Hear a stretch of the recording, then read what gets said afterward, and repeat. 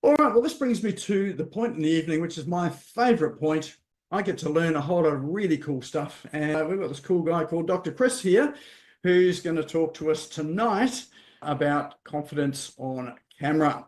So video being one of those mediums that I'm sure we all know now we can't avoid. And we have to get our mug out there on video somehow. In fact, pretty much all of us have had our mug on video here tonight. So Chris is going to help you to put yourself in your best light in here tonight. But not only that, there are Zoom meetings out there. So Zoom has just become part of our vernacular. Teams, Slack, so lots of video, one-to-ones, as well as doing things like video for social media, for your advertising, for your website, and for testimonials as well too, and a range of other purposes. So I've just remembered another tool I need to talk about next time to do with video testimonials, which is really cool. So if I forget, someone remind me. So we have Dr. Chris Willems. He is a specialist communication consultant and coach. He's had about 20 years in the communications field. He's been in all sorts of creative industries. He's been in television as well. In fact, international award-winning television. And he's been involved in education. And he's also been involved in things like stage and screen, direction and design. He's a keynote speaker. He's an on-screen presenter. He's also a published author and a music composer, which I did not know. So tonight, and you'll often see him on LinkedIn. He does these little micro masterclass videos on LinkedIn as well. So look out for him sort of there.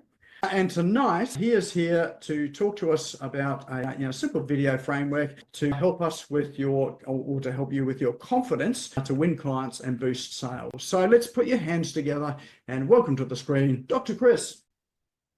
Thanks very much, Nick. I'll just do the thanks everyone. I'll just do the screen share stuff there. That's still got ticked. That's good. Share. So can everyone hang on? I just got to go into bear with me to that there. Okay, can everyone see the welcome screen? Can see the welcome screen. Looking good. Great. Okay.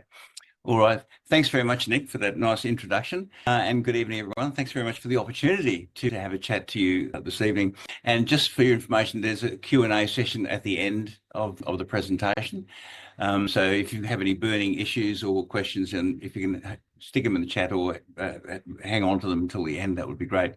So let's kick off, shall we? And hang on, does it every time? There we go. All right. Okay, so this webinar is interactive. So if you can have your cameras on, that would be great. But for the moment, keep your microphones on mute until we need them. And it's information and discussion only. It is not, I repeat, not a sales webinar, okay? So what's it about? Well, it's about making business videos. So I thought I'd start with a couple of short business videos. Do you feel like you come across as a complete dick on Zoom and other video conferencing platforms? I know I do. But you don't have to, because this quick, intensive online microcourse will help you. It's called How to Not Come Across as a Complete Dick on Zoom and other video conferencing platforms. So the short, intensive online microcourse will transform how you come across in any video conferencing context. So contact me and never come across like a complete dick on video again. Unless, of course, you want to. Unless, of course, you want to. And I imagine that most people don't want to, but I've deliberately built into that short video fairly common errors or fairly common issues that people have using video. And so from that, I'd like to go to a proper business video. Hi, my name's Dr. Chris Willems, and I've been coaching in corporate communication for more than 20 years. And it might surprise you to know that my background actually spans about 40 years in the performing arts and television.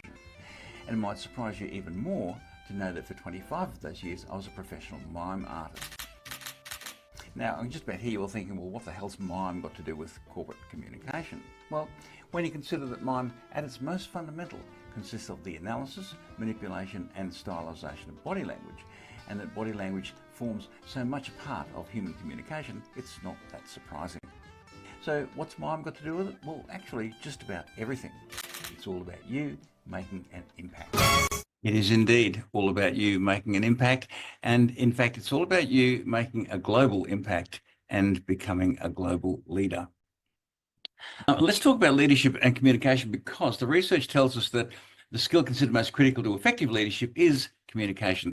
That same research also tells us that it's the skill in need of greatest improvement in the majority of businesses, which is a bit of a worry.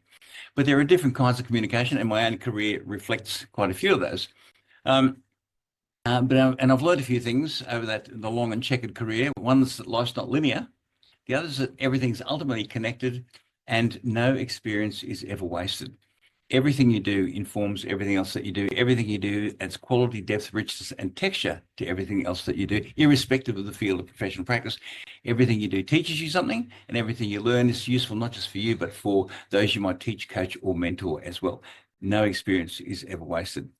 And it's precisely where those apparently unrelated fields intersect and interact that the most creative solutions are to be found, in my experience. So these are some of the organizations I've worked with for or consulted to over the decades.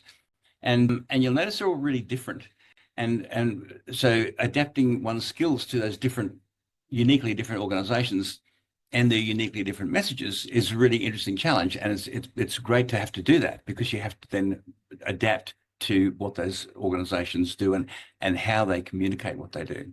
So by now you're probably asking the question, well, how is this relevant to you? Well, it's relevant to you because it's all about you, the unique individual that you are, and that your business is just like all those other businesses, making that impact. So who are you now? So the question is, who are you? You might be a business owner, so engage with shareholders, directors, a bunch of different stakeholders. You might be a CEO, engage with some of the same, but also different stakeholders. You might be an entrepreneur, so you engage with, yes, some of the same, but also investors, selling your ideas, your concepts, and your passion. And in my experience, it's often the passion that sells the idea. So which of these is you? I suspect it might be all of the above. And the common factor in all of the above is engagement. And we achieve engagement through effective communication, which is exchanging ideas and knowledge with clarity and purpose. Those operative words there are really important, clarity and purpose. That's what we're going to be talking about. So whilst you are no doubt successful, you are no doubt high achieving and the complete professional, you may have a chink in your armor. And that is that more than 85% of all online communication these days is via video.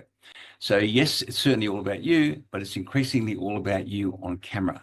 Trouble is, you hate talking to camera. If you do, welcome to the human race. Most people do. As one of my clients so beautifully put it, if there's anything worse than listening to yourself, it's watching yourself. Unfortunately, though, we no longer have a choice, because 500 hours of video are uploaded to YouTube every minute. That's not a typo. 500 hours are uploaded to YouTube every minute. So we've all got to find a way of cutting through that tsunami of visual information. And 91% of businesses use video as a marketing tool. And those who don't have a number of reasons why they don't. A lack of time, don't know where to start, can't convince the boss, too expensive, unclear about the return on investment. Roughly 20% don't express a reason or can't express a reason. I suspect the reason is, I hate talking to camera. I also suspect, I'm not a psychologist, I wouldn't know, but I also suspect that some of those reasons given above are also rationalizations for, I hate talking to camera. In his wonderful book titled What Makes Us Tick, renowned Australian social researcher Hugh Mackay suggests that the most fundamental desire driving all of us is the desire to be taken seriously. And I would argue that in the professional context, this is magnified by a factor of many times, because we know what we're talking about. We're used to being listened to, and we're used to being taken seriously because we are complete professionals. So why is it then that when it comes to talking to camera, as those complete professionals, we allow ourselves to come across as complete amateurs? Why do we, within the space of half a minute, undermine professional credibility built up over half a lifetime out of a simple lack of awareness of ourselves, our visual environment, or how to present our information to a camera? Because talking to a camera is very different from talking to 400 people in an auditorium, 40 people in a seminar, or even 4 people in a boardroom. There's no visible audience, there's no feedback, there's just this piece of glass. And for most of us, this piece of glass is surprisingly intimidating. So what I'd like you to do now is just take a moment to have a look deeply into that piece of glass where all those lights converge deeply into that lens, and say out loud after me, this is my best friend, not my worst enemy. You ready? And this is my best friend, not my worst enemy, because it needs to become your best friend. We're talking about transformation. We're talking about transformation from business owner to business leader and ultimately business presenter. Someone who knows a bit about presenting is this bloke here, Larry Emder. He and I set up a presenters course some years ago, and he said some very nice things about that work we did together. But the line I want to draw your attention to is this one here, turning complete amateurs into ready to perform talent. Now, I'm not for a moment suggesting that any of you are complete amateurs in terms of your business, but very few of us are professional business presenters on video. We're talking about transformation. And this is really common. I'm a really experienced presenter. Audiences love my live presentation. So why do I feel so intimidated by the camera? Well, because it's a different medium. It's a different communication context that requires a different communication approach. It's interesting when we look at conversations and we look at being taught about presentations, a lot of us are confident as speakers, but we're all still scared of cameras. So it was great to come to something with Chris today and to be able to retain our confidence in what we talk about, but learn how to talk in front of a camera and not be shy. Learning how to talk in front of a camera and not be shy. It's a different context. If we look at live presentation for a moment, these figures always blow people away. 55% is how you look and move and carry yourself. It's body language, non-verbals. 38% is how you sound, the tone of your voice, which leaves a miserable 7% in terms of the words that you say. So if these three things aren't working together, if they're incongruent, no one's going to take a blind bit of notice of you or your business or your message. If we translate that to the on-screen context, and let's assume the words are worth about the same, you as a presenter are really important. I know you are in the live context as well, but now you're literally in a frame, okay? So that amplifies and magnifies everything. Micro expressions become really important. What you share that frame with are the visuals around you and behind you, and they take on a whole new level of importance in video as compared to on stage presentation.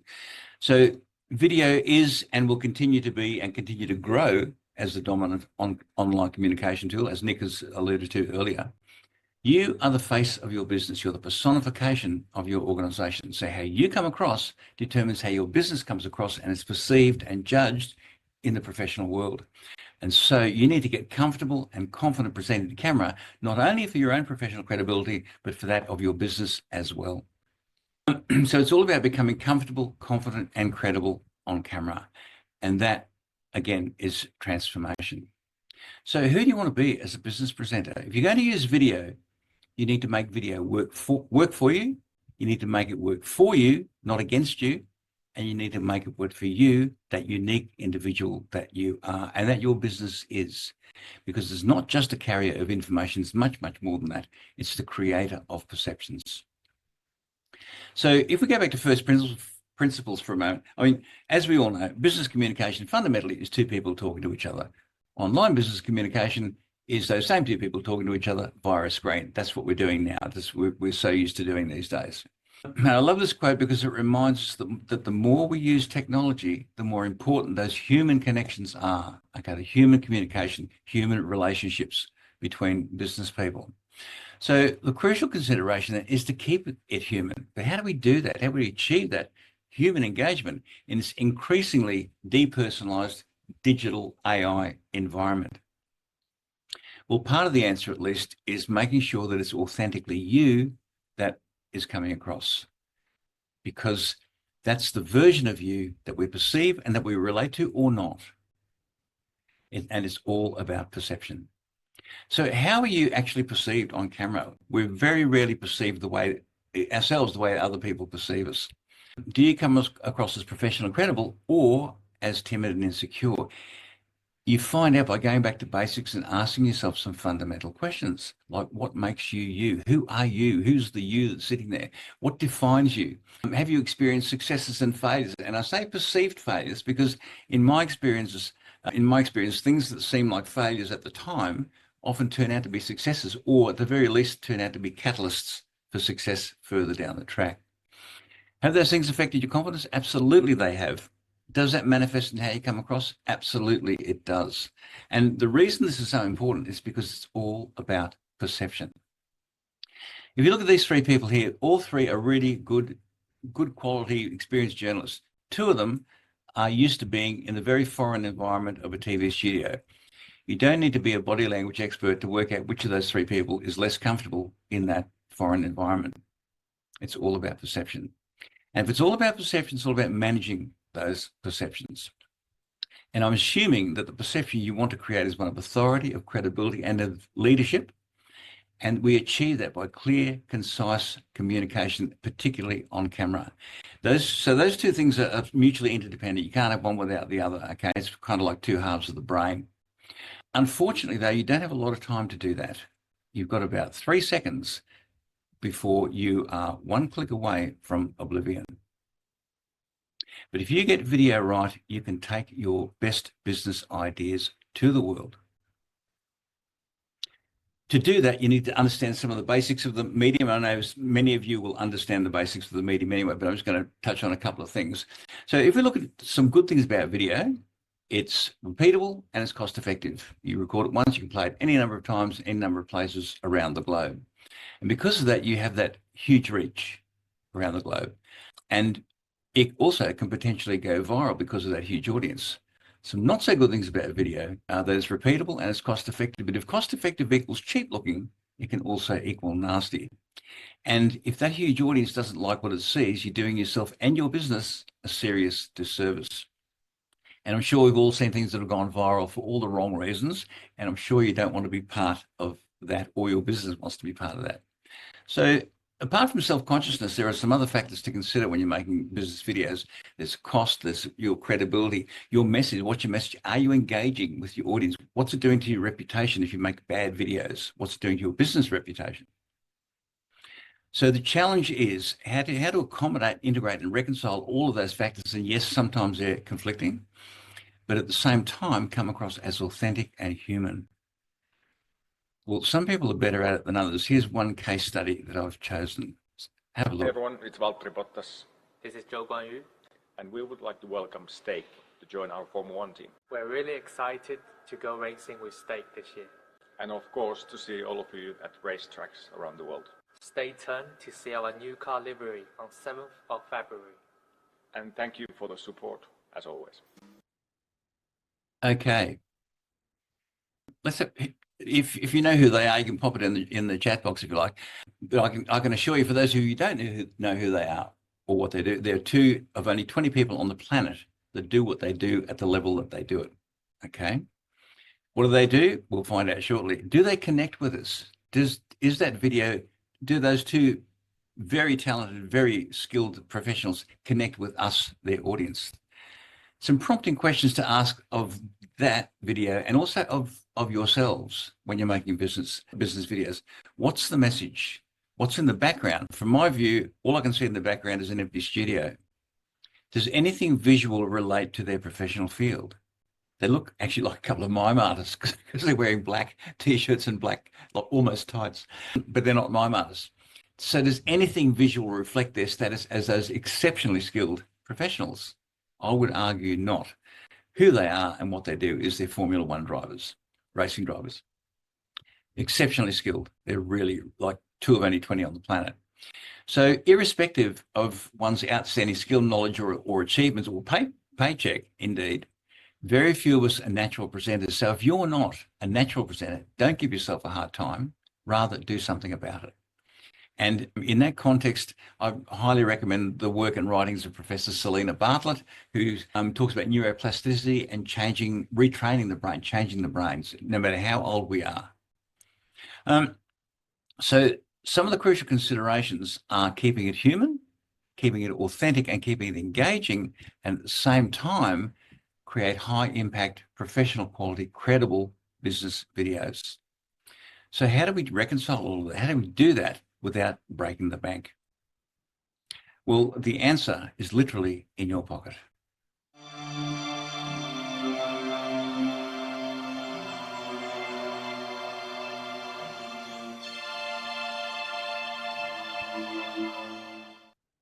The cameras in these devices that we carry around are really, really good quality. But someone who knows more about cameras and filmmaking than I do is this bloke here, Sam Mendes, who's directed the odd decent film like Skyfall, 1917, a few others, who says of these cameras that they are very, very good. So everyone can make a film, but not everyone can tell a story.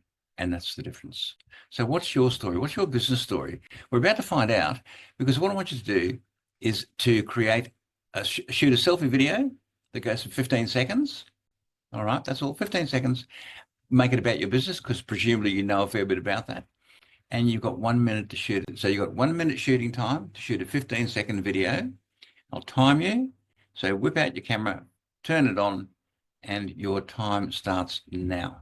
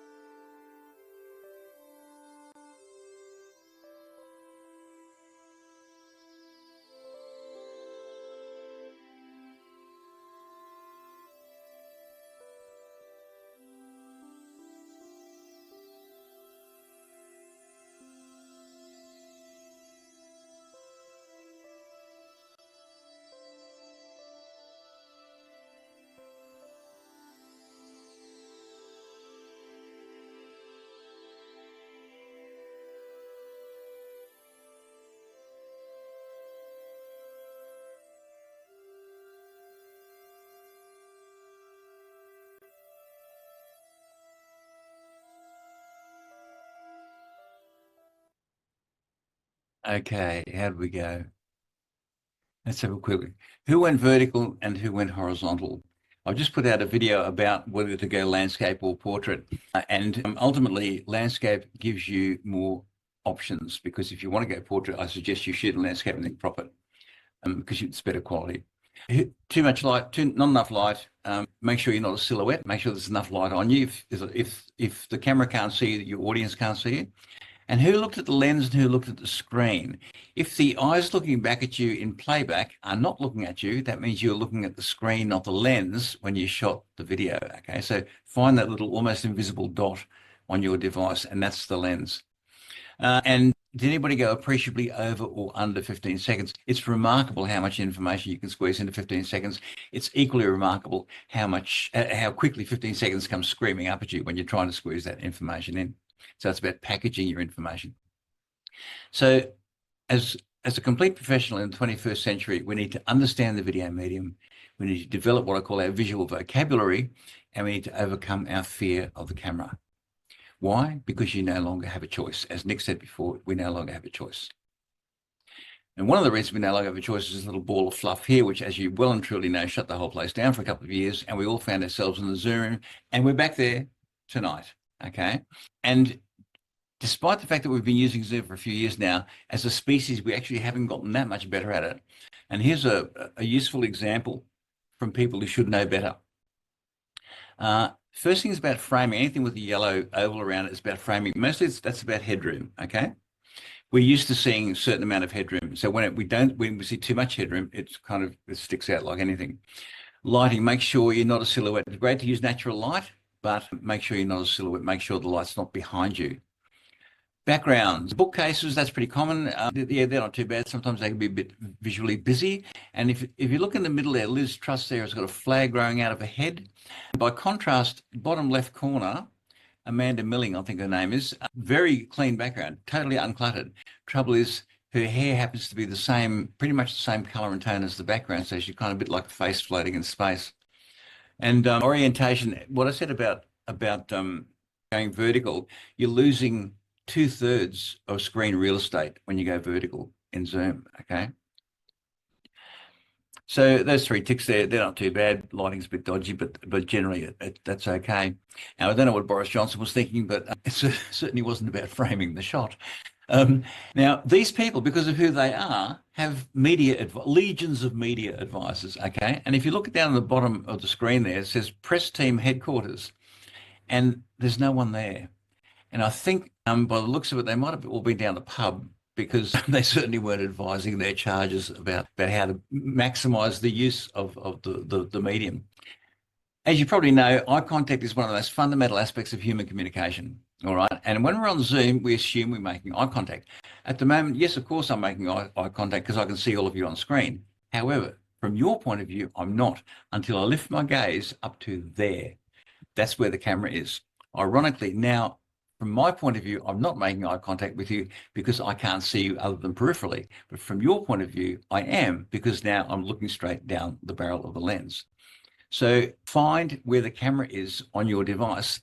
And it's fine. If you're listening, it's fine to look at the screen because you're looking at who's talking. But if you're hosting or speaking, then at least some of the time, make your eyes, lift your gaze to the camera and make sure you're actually making eye contact with the other people in the Zoom room. So ask yourself these questions. Do I have too much headroom? What's the camera angle? Typically we have too much headroom because our computer's down low, looking up the nostrils, and 15 acres of ceiling behind us, all right? What's your distance from the lens? Are you making real eye contact, or are you looking at the screen? Are you a silhouette with your lighting? And what's in your background? Have you got a pot plant growing out of your head?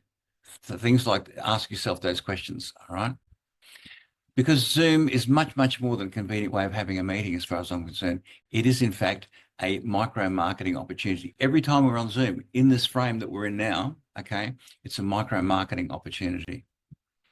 So I think we're all a bit over Zoom these days. So let's go beyond that to standalone videos. And I refer to this as the digital version of you, because we need to think differently if you're using video, and we need to see things differently if we're using video. So really basic video stuff. There's all this jargon and acronyms and all that sort of stuff, most of which you don't need to know about at all. But the fundamentals are really important. So like shot sizes generally are expressed in terms of the human body. So a full-length shot is head to toe. A three-quarter shot is roughly head to knees. Mid shot is roughly head to waist. A medium close-up, or an MCU, is sort of head and shoulders. And then we get close-ups, and sometimes you might use an extreme close-up, pretty rarely probably in business videos, but it's nice to know it's there. The MCU, the medium close-up, that is the bread and butter shot of television, film, video. We are so used to seeing that framing, we don't even think about it. We just accept it. That's how. And most of us on the screen at the moment are in an MCU. Okay. If we put those shots into context, that's the MCU there. That's the bread and butter shot. So you get to see the presenter and some of the background. The close-up, you get to see more of the presenter, less of the background. And the mid shot is, again, there's a sense of expanse around us. And the wide shot is often used as an establishing shot because it gives us a sense of scale, okay, with the human figure in that broader environment. And I've got a really nice example, a great example of that, using it in that way. So she'd have to go to a dry dock on the Atlantic coast of France. But there was only one dry dock on the Atlantic coast of France that was big enough to handle a ship of Tirpitz's size. This one. This is the Normandy dock in Saint-Nazaire. It had been built in the 30s when France was making giant ocean liners. And now, to make sure the Tirpitz could never have a home on the Atlantic seaboard, it had to be destroyed. That's a really good example of showing that sense of scale, the vastness of where you're standing. And just as a bit of an aside, whether you like Jeremy Clarkson or hate him, he's a really, really good documentary maker. And that particular documentary, called The Greatest Raid of All, is fantastic. It's brilliant. So some questions to ask ourselves: what kinds of shot sizes and framing could you use for your business? And could you punctuate and enhance your business videos using a variety of shots? And what type of shots would best illustrate your product and or service? Okay, what kinds of shots do you think would best highlight what you do and what you offer? Speaking of what you offer, what's your content? What's your story? What's your business story? Who's your audience? And how do you package or repackage that story for the digital context and that audience? Speaking of context, what do we see besides you in the frame? What's your story? A bit of a strange question to ask. What does your story look like? But every picture tells a story. Every story evokes a picture or pictures. And if you look at the visual images, if you look at those there's like a holiday look, a corporate look, a festively nighttime look. So find visual images that underpin and support your particular business story. It's really, really important to always consider your background, and more importantly, always check your background. Some people don't. Why, I hear you ask, do I need to worry about aesthetics in a video about law or accountancy or mining or engineering? Because we're talking about visual storytelling. We talk about the fundamental sense of a story well told. And so if you can find visual images that are not only relevant, but also beautiful to look at, you're going to attract the eye of the viewer and hopefully hold the eye of the viewer as well throughout your videos. So find nice pictures that are relevant. So when you reshoot your video, and please don't scrap the one that you just shot, but have a think about where you might shoot that with a relevant background or location. How can you show the story and show it aesthetically as well as tell it? Because if you show it, you don't have to say so much. And how can you best engage your audience with your human authenticity? So if we put all that together and take your business to the world from the globe of an idea to global, all you need, as you already know, all you need is your smartphone and the internet. You have an international distribution network in your back pocket. And there are many ways of doing that. I'll just touch on a couple. The first I call the shoot, butte, distribute model, which is essentially what we did a few minutes ago, okay? So you have an idea and you go, where's my camera? I'll shoot that, and you upload it. Done. Shoot, butte, distribute. By contrast, the more traditional method is the three-phase production model where you script it, you might storyboard it, and according to those documents, you go out and you shoot it on your locations or wherever, and then you bring it back and you go into post-production, you edit it, you might add graphics or sound effects or music, and it's only then that you upload it. Okay, quite two contrasting contexts. So there are many styles in between, and depending on what your business is and who your audience is, sometimes the narrative, beginning, middle, end, traditional narrative style works best, or you might have an interview where you're looking out of frame and you're having a chat with someone who we may see or may not see, so you don't have to look straight down the barrel. Documentary style, you might combine archival footage and voiceovers. Instructional, step-by-step videos, processes and procedures. Okay, they're really important to where there's a clear step-by-step process. Marketing, promotion, social media, etc. So social media is typically the quick, short, attention-grabbing stuff with the shoot, butte, distribute model. And all of these things cost money, okay? Traditional wisdom was that video is expensive. But if we have a look at the research, it tells us that the average spend of a video is between zero, for 42% of businesses, between $0 and $500, 18% between 500 and 1,000. If we add those two together, the first two together, 60%, the majority of business videos, they spend between $0 and $1,000. That's chicken feed. That is not even petty cash, okay? So it's all about you making a global impact, and it doesn't have to cost the earth. This is the overall structure of a typical global media network. Pretty much, they have these departments recording content, and they have hundreds, if not thousands, of people that do all those things. Someone's got to record the stuff. They have on-air presenters. Someone's got to decide on the content, the visual style, etc. Your global media network has exactly the same facets and departments. The difference is that you don't have hundreds or thousands of people to do it for you. You've got you to do it for you, because you decide what kind of engagement, you decide the content, you decide the visual style, okay? So it's all about you making all those decisions. And I refer to this as the micromedia mogul model. And I really encourage you to do it because you can. That's the best reason to do it. You can. You just need to think slightly differently to how we traditionally think about it. You've got to think like a producer, you've got to think like a director, think like a designer to some extent, you've got to think like an editor, and finally, think like a presenter. Okay, some of those things have overlapping dot points there, but you need to separate out and think like all of those different roles, not just the presenter. How you get there? Well, there's any number of ways of getting there. I'll show you my way of getting you there, which is the contrast between self-taught, and there's no doubt whatsoever that over time, if you're self-taught, you will learn stuff and you'll get better. Okay, I'll call this a simple interest model. By contrast, the trouble with the simple interest model is that everyone sees your trials and your errors. Okay. By contrast, if we look at the compound interest model, with coaching, you become more comfortable on camera more quickly. You therefore you get more confidence more quickly and develop that visual vocabulary, and therefore that lends credibility, and that builds client trust until you end up proficient and professional as you can be. So the difference between those two, I call it the credibility deficit.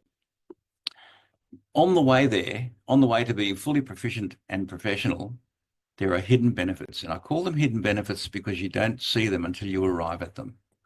And what I mean by that is that you become sufficiently proficient with the medium and understand the medium well enough to go, oh, okay, I can see how I can use this medium to maximize what I do and create my own unique content, okay? As one of my clients so beautifully put it, how to get the most out of the medium, all right? Well, what an absolutely fabulous day. Thank you so much, Kristen. It was just such an amazing time. I really enjoyed the workshop tremendously. I got confident and in a very short space of time in being in front of the camera.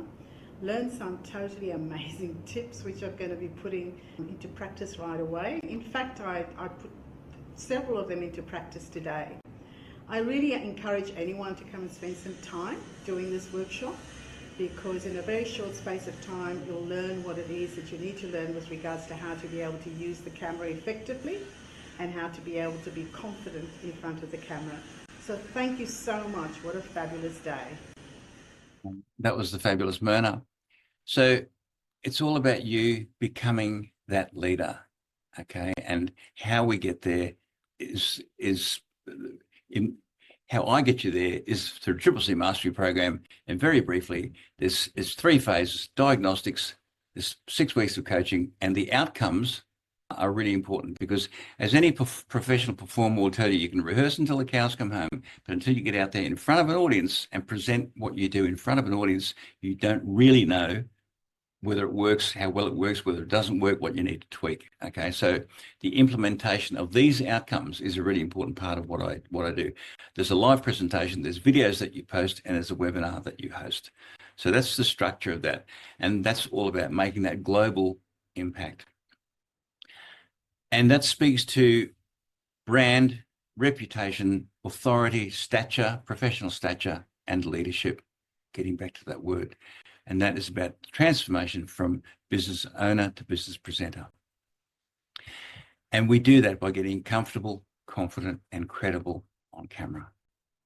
Just finished a digital marketing seminar with Dr. Chris, and I must say I was a little bit skeptical coming into it, but learned a lot actually, and his advice and his experience in the field is amazing, and it's certainly something I'm going to be able to take into my business. I'm in the fishing adventure tourism game, and obviously digital content is huge, and I personally would like to stay in touch with Chris and keep developing those skills into the future.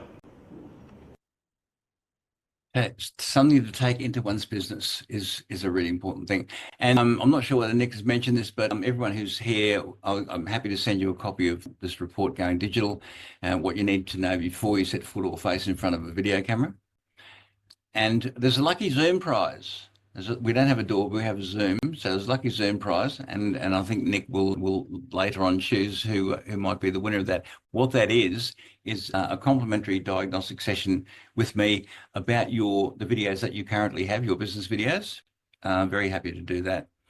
And it looks at it from the point of view of your presence, your content, your context, who your audience might be, and your aesthetics as well. So that's on offer. And so if anybody has any questions, more than happy to have a chat and answer them. Thanks very much for your attention, everyone. Excellent. Thanks, Chris. Excellent as ever. You're the man with more slides than anyone that I know, but yet you hardly know that you've got slides in front of you. So I think one of the skills of presenting as well too is the skill of being able to know how to use your slides so that they're not a crutch, they're just a prop that you're using. So I have to say you do that very well. Thank you. I'll stop sharing. Any questions or comments or how-tos or sort of things that you've picked up that you'd like to ask Chris? Let's just open up the floor. You can unmute yourself, or in fact, if you put up your hand and then I can see you. Mike's waving his hand, so I see you, Mike. Yes, but just tap the raised hand, we'll see it. Otherwise, if no one's talking, just unmute. Mike. Chris, is it okay to read? We can't leave it open at night, so we've got a lot. Hey, Michelle, do you want to just mute yourself? I thought that was another question, Michelle. Sorry, I did Mike. actually have something I wanted to say, but I was trying to find the hand. I can't find the raise my hand button here. Well, maybe you just mute for a sec while Mike, can you re-ask the question? I'm sorry. Is it okay to read what you're recording? To read the script, you mean? Yes. Yes, it is if you don't look like you're reading. And I haven't even mentioned teleprompters. And one of the great skills of teleprompter, you know what a teleprompter is? It Yes. scrolls. Yeah. One of the great skills in using one of those is that you are reading it, but you don't look or sound like you are reading. And that's the tricky bit. I mean, newsreaders have been doing it for decades, and they can make it sound fairly conversational. But when you first get a teleprompter, you go, "Hello, my name's Chris Willems," blah blah blah, you know, and your voice goes dead and your eyes go zigzag because you're reading. And it takes practice. It just takes practice and an awareness. I call it active awareness, where awareness is one thing, you know, being aware of something. Active awareness is being aware of that thing and doing something about it. Okay, so if you get a teleprompter, practice, and you almost have to sort of artificially put the inflections in that you wouldn't normally put in when you're reading. Okay, because it's got to come out as conversational. Yeah. Michelle, are you ready to ask your question? Yeah, thank you for that. That was really good. Thank you. I am not afraid of the camera or the stage, but I find if I'm just having a general conversation, it's very different to when I'm like, okay, all right, roll the video, and everything just changes. And all that natural sort of thing just disappears. It does. It's called the red light syndrome, and musicians in recording studios have that too. They can practice. It sounds fantastic. As soon as they hit the record button, the red light comes on. They stuff it up. Something chronic. It's yeah. And yet I'm not afraid of the camera at all. No, there's something that just goes. Yeah. This just brain switches. Will become bloody hell. You know, now I'm on camera, or now I'm recording my guitar piece or whatever. And it's to do with getting used to that. And there's a level of, yeah. As I said in one of the slides, it will never feel natural. Okay, it will never feel natural unless you've been a newsreader for 25 years. It's not going to feel natural. It's going to feel weird because you're talking to this bloody piece of glass. Okay, so you have to build in the naturalness, artificial naturalness, which is a bit of a contradiction, to make it sound like you're just having that conversation. So yeah, don't give yourself a hard time about it. Just accept that that's going to happen from time to time. Okay, and just be conscious of the inflections in the voice and keeping it conversational, even though you're looking at a bloody piece of glass and it's giving you nothing. Yeah, it's not giving you any feedback at all, like a human being does with eye contact. Okay, that's the problem. Yeah.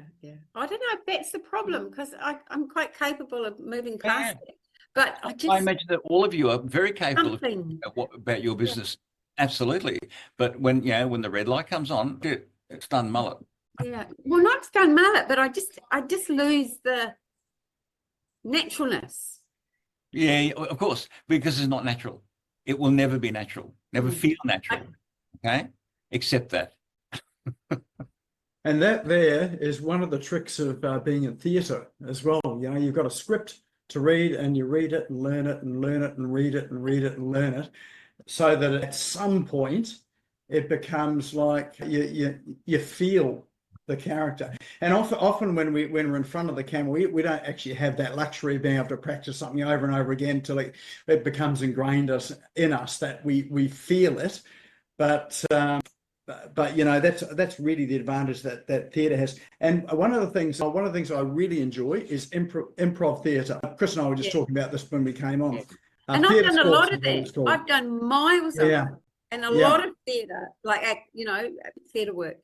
Yeah. For some reason, I can't bring that across. No, because again, Michelle, it's there's no people there, And even if in theatre, if you can't see the audience, there's a sense that we get from them, and they give us energy as performers.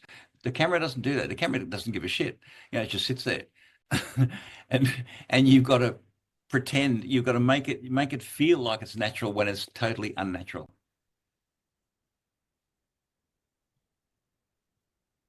I'm sorry to disappoint you, Michelle. No, that's all right. I just thought, maybe there was a little trick to Well, it. no.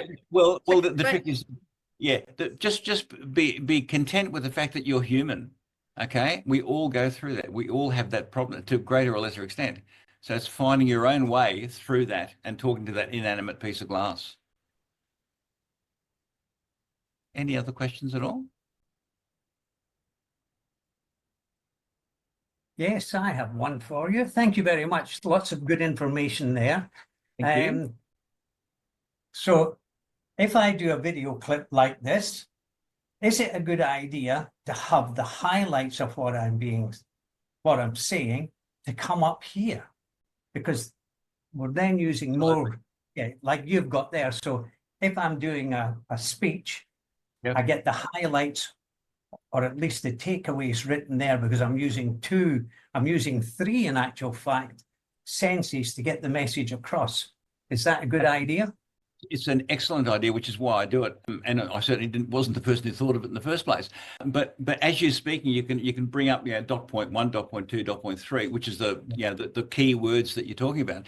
And that's another reason why landscape is much, much better than portrait, because landscape not only gives you a visual context around you, it gives you space to do things like that, putting in extra information in, like logos and QR codes and all that sort of stuff. I follow Formula One motor racing, which you might have guessed that, and so often you see people with their cameras following cars doing 300 kilometers an hour, going ow, and they're cars are built in landscape mode, for God's sake. You can't follow a car like that doing 300 kilometers an hour. You can get you got a bit of room to move, but if you do it horizontally, but you'll also find that often on the news, someone sent in footage that's been shot in portrait, and what they have to do is fill up the rest of the other 2/3 of the screen with a blown up, out of focus, fuzzy version of that same footage. And I just find that really objectionable. And they must roll their eyes and go, "Oh bloody hell! Here's another lot of portrait. It's a really good video, but it's in the wrong format, the wrong aspect ratio." So my strong advice is to shoot everything in landscape, and then crop it if you need it for portrait, for those platforms, because landscape gives you options, portrait doesn't. I don't, it was TikTok and Instagram that want portrait or square or something, but the rest, we see the world in landscape mode. We drive our cars in landscape mode, looking through windscreens. We watch sporting events and concerts and movies in landscape mode. It's only these artificial devices that have made us go, "Oh well, we better shoot it in portrait." Well, no, I disagree. I may be held down, but I disagree. What you want is flexibility. What you don't want to do is have to shoot things 2 or 3 times. once in portrait, once in landscape. Stuff that. Shoot in landscape, crop it. I would have to agree 100% with that, Chris. There's one exception to it, and that's doing Facebook Live videos, where if you shoot them in landscape, you'll just be sideways on the screen. I know. They want you to do it, but all the other times, trying to. But I forget, because I'm used to doing so many live videos. Yeah, that's right. Yeah. Well, it all comes down to context. What's the platform or platforms that you're going to put your video on, and then you just decide. And well, the other exception to what I just said is, if you're shooting tall high-rise buildings or trees, then it does it makes more sense sometimes to shoot them in portrait, because that's the aspect ratio of the tree. But then you can also superimpose portraits on a landscape as a screen. Yes, Tim. Mate, just an interesting perspective on that. Someone I was reflecting on recently with anxiety is that anxiety, you can control your mental state by sort of going to a balcony and looking at a horizon, right, which is a landscape mode. And when the human brain is stressed, it tends to get really narrow focused, portrait mode. And so I think potentially you could manipulate your marketing message by saying, do I want someone's real focus by going portrait, or do I want them to relax and feel at ease to consume the information by changing it to landscape? What a great analogy. Thanks for that, Tim. That's fantastic. I hadn't thought of that, but you're absolutely right. Yes, because we're anxious, we think narrower and narrower. Yeah. And can I just, I was going to mention this before, Tim, but I'm not meaning to pick on you, but a good illustration, because Tim's wearing a fairly finely striped shirt at the moment. And depending on where he moves and how much it will, how little, sometimes that, yeah, see, it can strobe. Just move a bit slower, Tim, if you can, just a bit slower. Yeah. See it strobing? That happens especially with horizontal stripes. So checks are the same, Chris, as well. Don't wear checks, don't wear stripes. Yeah. So another wear flamingos. Indeed. Thanks very much for wearing that shirt, Tim, because it gives me the opportunity to just mention that, because yeah, it's a small trick. And when I used to work at the BBC in the UK. It's doing it right. It's doing it right now. And they and they would come down. The costume designers would come down to the studio and hold up a piece of fabric in front of the camera and say, "Oh, this is strobe," and they'd move it a bit, and they'd check before they made the shirt, the top, the dress, whatever, to make sure it wasn't going to strobe. And fine, particularly broad stripes are okay. Really fine stripes or checks, as Tim points out, are a bit of a no-no. And that's, no matter how good the cameras get, it's still an issue. Thanks, Tim. Any other questions at all? It doesn't look like Gesundheit, Tim. Gesundheit. We can't hear you, but we can see you sneezing. Nick, is it time to spin? It probably is. And just before we do that, I'm thinking if people do want to get in touch with you or find out a bit more about what you do, what's the best way for them to do that? I put my email and phone number in the chat earlier on, so it's in there somewhere. But my website is artsmediaconsultants.com. Just that's all one word except for the .com. Arts Media Consultants, ARTSMEDIA CONCULTNTS.com. Fabulous, excellent. All right, I'll just put that into chat as well. Yeah. And while we're there, we do have that door prize as well. Just tell us what that is again. Hang on, I'm typing. Sorry, I was typing as well too. artsmediaconsultant.com. Yeah, that should be right.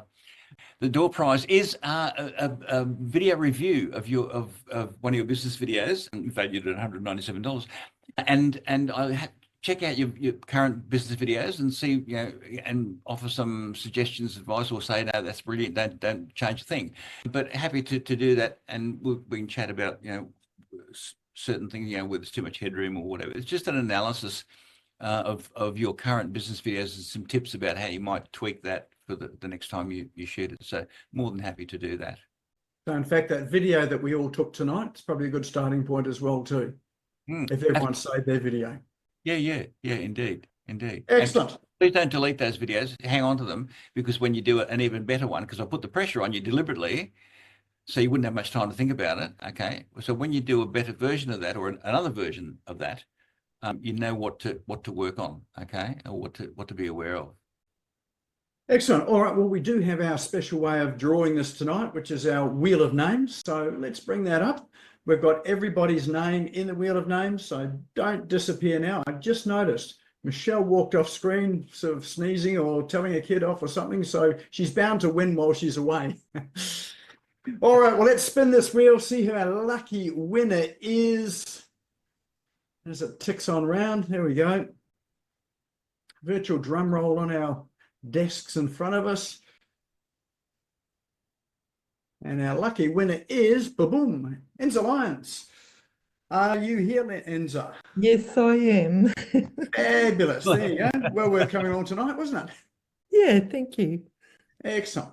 So what we'll do is we will put you and Chris in touch with each other by email. You can coordinate together and sort of work out how to do all that. Thank you. Fabulous. Well, excellent. Well, look, thanks, Dr. Chris, for coming in and sharing tonight. I picked up some tips again, so thank you once again for that. Hopefully everyone here, I hope you all enjoyed the session tonight. It's going to help you with your videos, your confidence, and up your production. If you haven't started with videos, now's a great time to start. Well, in fact, you probably should have started, because there was one video that you shot tonight, hopefully, with Chris. So definitely as a medium, that is something that it was helpful to invest in for yourself on with your marketing. So if you did enjoy this tonight, you want to watch it again, it will be up on the YouTube channel, the Smash Go YouTube channel tomorrow afternoon. The link for that is in the chat. If you haven't joined the Business Owners Smashing It Online Facebook group, now's a good time to go and do that. Just click that join button. We'll let you into that. Of course, you've got all of the content and apps and tools there as well. And now's a good time to remember to save the chat. So all of those links that are in there, with those apps, tools, Chris's contact details, all in there. If you're not sure where to save the chat, it is those three little dots up on the top right. If you click on that there in the chat, it'll save it to your computer. It will also give you the link to click on so that you don't have to worry about where you saved it. It will just open it up in your computer. That is our session tonight. Feel free to invite anyone else that you know that would benefit from this to come along next week. We're on every Tuesday, same time, same place. In fact, same link as well too. So I look forward to seeing you all again next week, and have a sensational evening practicing those videos. Thanks very much, Nick, and thanks everyone. Thanks for your attention. Thank you. Yep. Thank you.